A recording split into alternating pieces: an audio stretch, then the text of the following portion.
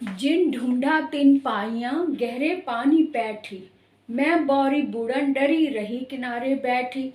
अर्थात जिनमें कुछ पाने की लालसा होती है, कुछ पाने का जज्बा होता है, वो गहरे पानी में डूबकर भी, गहराई में उतर कर भी ज्ञान रूपी मोती चुरा लाते हैं, पा लेते हैं, ढूंढ लेते हैं। लेकिन जो गहराई में जाने से डरते हैं या रिस्क लेने से घबराते हैं, वो सिर्फ कल्पना ही करते रह जाते हैं, कुछ प्राप्त नहीं कर पाते। यहाँ पर कबीर दास जी ने सेकंड लाइन में कहा है, मैं बौरी बूढ़न डरी रही किनारे बैठी। यानी कि इसमें फीमेल इसलिए आवाज़ आ रही कि डरी तक, क्योंकि कबीर दास जी कहते हैं कि जो परमात्मा है वो पुरुष है और जो हम जीव हैं ये आत्मा है, उनके अंश हैं आत्मा के रूप में। इसलिए वो अपने आप को आत्मा का अंश मानते हुए कहते हैं कि मैं बौरी बूढ़न डरी, मैं बावली पगली डूबने से डर के मारे किनारे पर ही बैठी रह गई और ज्ञान रूपी मोती नहीं पा सकी। यानी जिसमें ललक होती है, जिसमें जज्बा होता है, जो कुछ पाने की होड़ में लग जाते हैं, वो कैसे भी करके गहराई में उतरना क्यों ना पड़े, कहीं कितने भी रिस्क उठाने पड़े, लेकिन वो अपनी मंजिल को पाकर ही चैन लेते हैं। तो आप भी विद्यार्थी हैं, आपको भी इस बात का ध्यान रखना है। अगर आपके मन में एम्बिशियस हैं और होने भी चाहिए, और उसे पाने का जज्बा जरूर रखो, और उसे पाने के लिए आपको गहरे में उतरना ही होगा, तभी आप मंजिल रूपी, ज्ञान रूपी मोती पा सकते हैं। ठीक है, तो चलिए इसी बात पर आज हम एपिसोड का दूसरा वीडियो में बात कर लेते हैं। आज मैं दूसरे वीडियो में भी निर्देशानुसार उत्तर लेकर आई हूँ, इसको आज फिर से देख लेते हैं। एक जो आज सुबह मैंने बनाया था वो भी आपने देखा होगा, उसका अभ्यास करो, और उसी से मिलते जुलते वैसे ही क्वेश्चंस आज इस बार फिर से मैं लेकर आई हूँ। यहाँ पे है संधि कीजिए। संधि कीजिए में हमने देखा कि 4 शब्द हमने दे दिए हैं, धर्मेंद्र, भानुदय, सूर्योदय और व्याकुल। इनको संधि विच्छेद करना है, इनका विच्छेद मतलब अलग करना है इनको। तो ये संधि किए हुए शब्द हैं। तो धर्मेंद्र का क्या बनेगा, धर्म प्लस इंद्र, धर्म प्लस इंद्र, ये आधा ना भी लग सकता है या ऊपर चंद्र बिंदु भी लग सकता है। दूसरा शब्द है भानुदय, तो यहाँ पर दीर्घ संधि का दिया हुआ है, यानी कि भानु, भानु में छोटियों की मात्रा है, ये भानु प्लस उदय, और जब दोनों उ मिल गए, सेम वर्ण के मिल गए, तो भानुदय बन गया है ना। उसके बाद है सूर्योदय, तो इसको कैसे हम विग्रह करेंगे, इसका हम विच्छेद कैसे करेंगे, सूर्य प्लस उदय। यहाँ पर गुण संधि है, क्योंकि आ और उ मिलकर ओ बन जाता है सूर्योदय, और यहाँ पर भी गुण संधि है, अ और ई मिलकर ए बन गया है। यहाँ पर दीर्घ संधि है, लेकिन ये थोड़ी सी अलग है, इसका विग्रह होगा वि प्लस आकुल, है ना। तो जहां और वी का, क्योंकि ई है, ई और आ मिलकर या बन जाता है, तो व्याकुल हो गया, क्योंकि वी में से ई निकल गया तो आधा वा बचा, और इस ई का या बन गया और आ की मात्रा इसमें लग गई व्याकुल। तो मैंने अभी बताया था कि जहां पर आधा अक्षर होता है ना, यण संधि बनती है। एक यण संधि और अयादी संधि की छोटी सी टिप्स मैं दे देती हूँ, आप सुन लो। कि जहां पर आधा अक्षर और साथ में य होता है वहां पर यण संधि होती है, और जहां पर पूरा अक्षर और साथ में य हो तो वहां पर अयादी संधि होती है। ये ध्यान रखो, जहां आधा अक्षर और य आया है वो यण संधि, और जहां पूरा अक्षर आया है और य आया है तो वहां पर अयादी संधि। तो न में अ है तो अय बन गया, न यन, ने और अन नयन। तो इसको अभी रहने दो, लेकिन आपको सभी बच्चे इसमें कंफ्यूज होते हैं, तो मैं किसी और वीडियो में इसके बारे में भी बात करूंगी कि इतना अभी समझ लो कि यण संधि में आधा अक्षर होता है, यानी बिना स्वर का व्यंजन लगता है, और अयादि में पूरा लगता है। ठीक है, ये बात समझ आ गई कि ये अयादि संधि है। अब आगे बढ़ते हैं कि विग्रह करके समास का नाम लिखें। अब यहाँ यश प्राप्त, आजन्म, काली मिर्च, नवग्रह, तो ये तो क्लियर हो गया। यश प्राप्त यानी यश को प्राप्त, तो यश को प्राप्त, यहाँ पे को चिन्ह छिपा हुआ है, यश को प्राप्त, इसका मतलब ये तत्पुरुष समास हो गया, है ना। जहां पर कारक चिन्ह छिपे हुए होते हैं वो तत्पुरुष समास, यश को प्राप्त। अब आजन्म में क्या हुआ, आ जन्म, ये जो है ये उपसर्ग लगा हुआ है। इसकी पहचान यही है कि उपसर्ग लगा होता है या फिर पूरा का पूरा पद ही अव्यय होता है। तो आजन्म में क्या हुआ, अव्यय भाव समास हो गया, और इसका विग्रह करेंगे तो क्या होगा, जन्म से लेकर, विग्रह हो गया जन्म से लेकर आजन्म हो गया, है ना।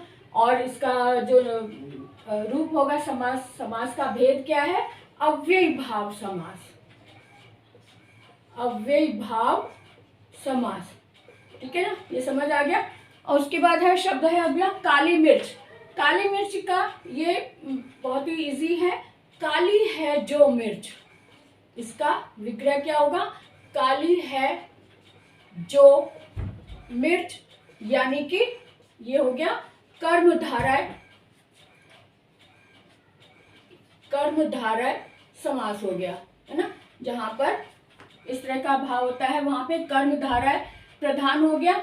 अब इसके बाद आ गया अगला है नवग्रह। नवग्रह में बताया था कि जहां पे संख्यावाची विशेषण होता है तो वहां पे क्या होता है, पहले इसका विग्रह कर ले, 9 ग्रहों का समूह, 9 ग्रहों का समूह, यानी कि 9 गिनती है और समूह की बात हो रही है, तो इसका मतलब ये द्विगु रूप हो गया, द्विगु समास हो गया।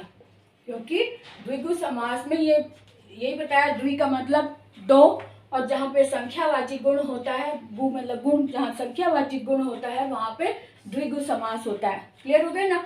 अब इस तरह से इनका विग्रह भी हो गया, समझ में आ गया, और इनका नाम भी समझ में आ गया। अब अगला देखते हैं प्रश्न, सु उपसर्ग से 4 शब्द बनाइए। सु उपसर्ग, तो उपसर्ग का मतलब मूल शब्द से पहले जो लगे, है ना। तो मूल शब्द से पहले जो लगेगा वो क्या बनेगा, जैसे सु आगतम हो गया एक, तो इसको मैं निकाल दूं ताकि लिखने में आसानी हो जाए। सु आगतम, सु का मतलब होता है अच्छी तरह से, या जिसका मतलब सकारात्मक अर्थ होता है, सु आगतम, यानी कि इसका जो हम संधि करेंगे तो स्वागत, स्वागतम हो गया, सुआगतम यानी स्वागतम हो गया। और सुविचार हो गया, है ना, सुविचार हो गया, सुमार्ग भी हो सकता है, और सुकर्म भी हो सकता है, सुकर्म, है ना। इसके सु का मतलब अच्छा, अच्छाई की तरफ आता है, तो सुकर्म हो गया। 4 शब्द बनाने तो एक और ले लो, सुविचार, सुकर्म, सुआगतम और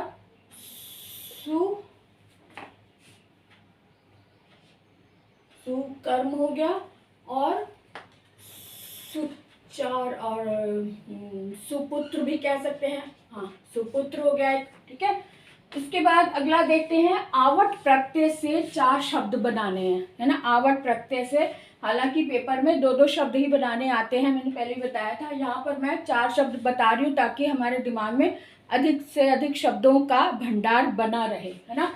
तो आवट शब्द से, प्रत्यय से, यानी प्रत्यय का मतलब शब्द के पीछे लगाना है, तो मूल शब्द ढूंढ लो।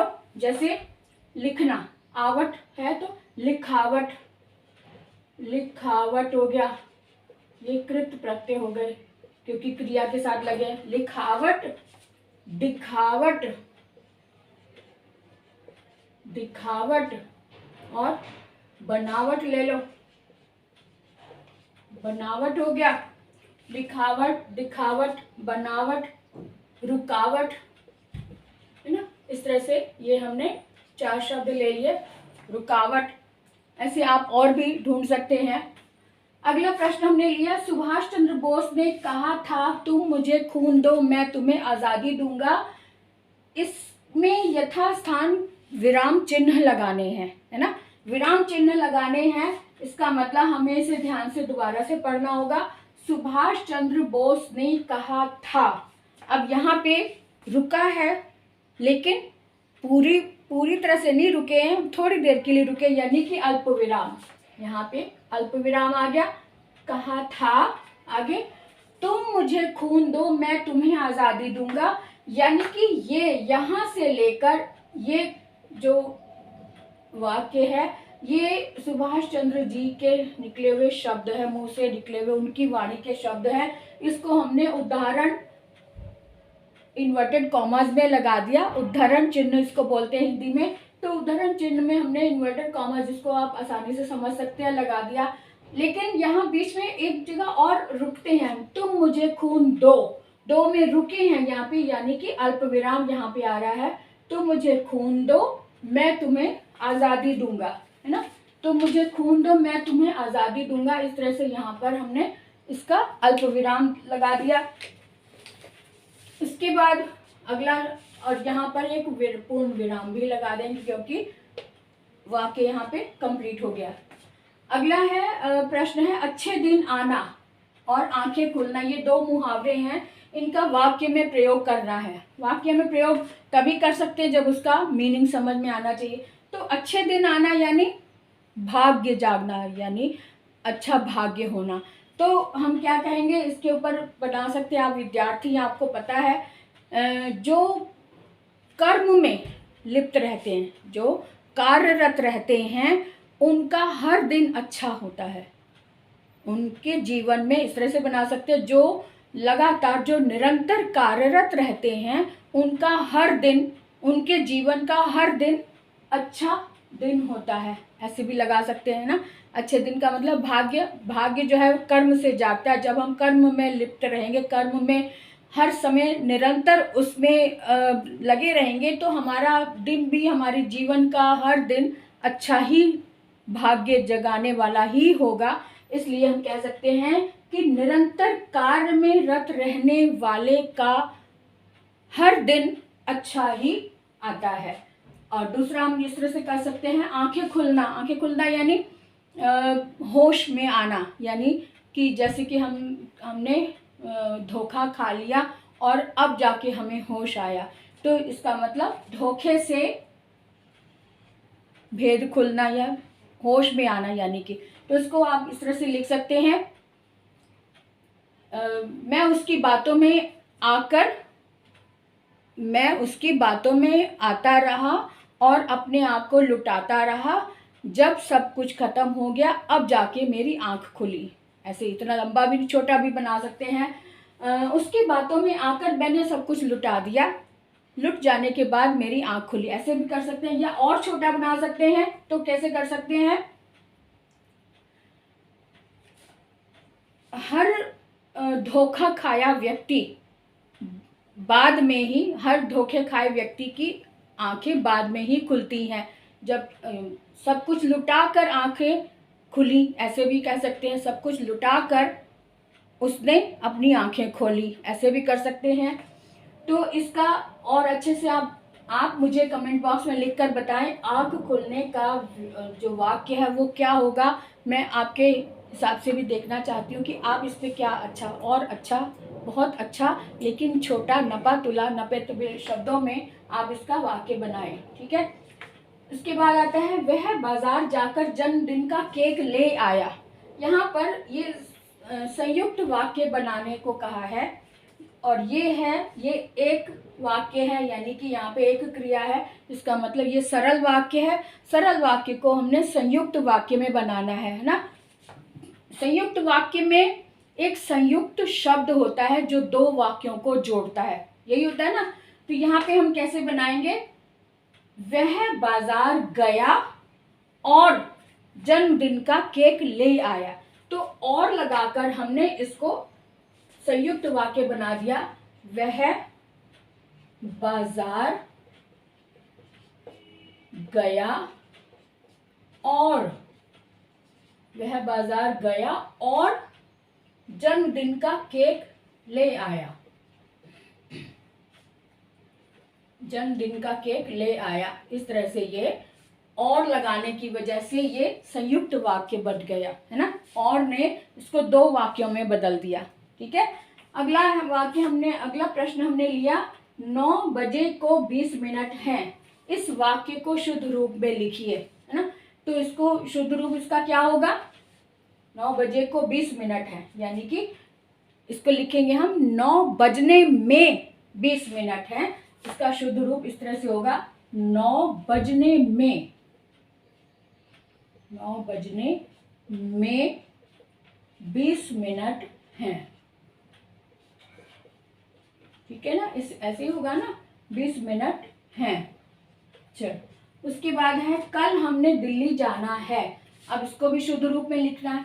कल हमने दिल्ली जाना है, यानी कि स्पष्ट हो रहा है कि ये अभी आने वाले कल की बात हो रही है, बीते वाले कल की नहीं है। तो इसको हम भविष्य काल में इसको लिखेंगे, कल हम दिल्ली जाएंगे। इस तरह से इसका वाक्य होगा, कल हम दिल्ली जाएंगे। कल हम दिल्ली जाएंगे, है ना। इस तरह से स्पष्ट हो गया कि ये कल की बात हो रही है, आने वाले कल की बात हो रही है। उसके बाद आता है ता प्रत्यय लगाकर 2 शब्द बनाइए। अब जैसे यहाँ पे आवट लगाकर हमने शब्द बनाए थे, ऐसे यहाँ पे ता प्रत्यय लगाकर भी 2 शब्द बनाने हैं। 2 या 4 आप अपने अभ्यास के लिए कर दे।